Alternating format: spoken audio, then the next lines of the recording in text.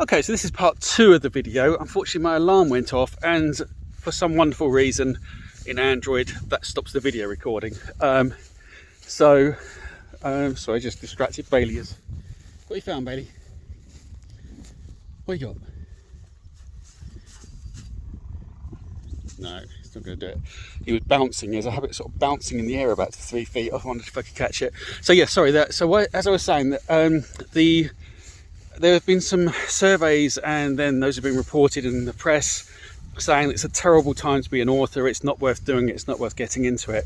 And this came up at the conference because the conference was for self-published writers, and basically the story for us is exactly the opposite, which is it's probably never been a better time to be writing. And so the organisers of the conference and a couple of other self-publishing, so indie author groups, have put together their own survey and have the numbers to round out that picture to show how things are very much different for those who are publishing. And the reason I want to mention that is some of you may well be writers already. Some of you may be writing your first book. Some of you may be thinking about it, and it would be terrible if you were put off by this story, which is, to some extent true, that in traditional publishing it is going that way.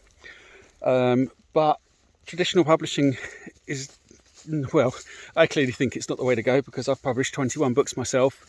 I don't normally shout about numbers, but I've sold over 110,000 copies of books and shipped another 200,000 free copies over 11 years. So, it's not that if you self-publish, you're doing it the poor way or the not such a good way. In fact, most of the authors who are coming through these days, who are making a lot of money, not only are self-published, but probably a lot, you won't know their names unless you're a reader in that genre, and yet they're selling, they're making 6 or 7 figures a year. So I'm going to post a link to that in case anyone is interested, anyone is thinking about writing a book. And if you are, just do it. Just get on and do it. It's what I did. It's what everyone does. Everyone's first book is worse than the second book, which is worse than the third book. Everyone gets better over time, but you've got to start somewhere. And just do it. See where it leads you. You never know. It might lead you to the middle of a field talking to yourself on a phone. You never know. And what else? I'm sure there was something else, and I can't think what it is.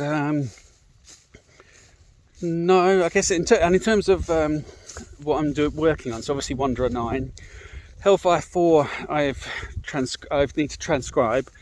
I'm actually going to give AI a try there, so ChatGPT, not to write anything, but there's been a suggestion that it's quite good at improving on dictation when it's being transcribed. So I do notice sometimes there's some things that creep in and I have to change, and I think, why didn't it spot that? So I suspect that the software I use will get better over time anyway, but ChatGPT is very, very good, so I'm going to give it a try.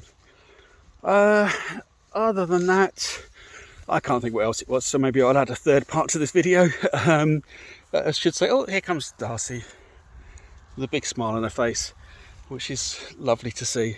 I think that's it, really. I'm just going to waffle a bit now, but yeah, the weather's lovely. I'm going to go home and have some beers tonight. So, I did celebrate publishing the book last weekend, but as it's coming out on Amazon today, I should probably celebrate it again. Yeah, that's it. So hopefully next month I will have lots more news. Until then, happy reading.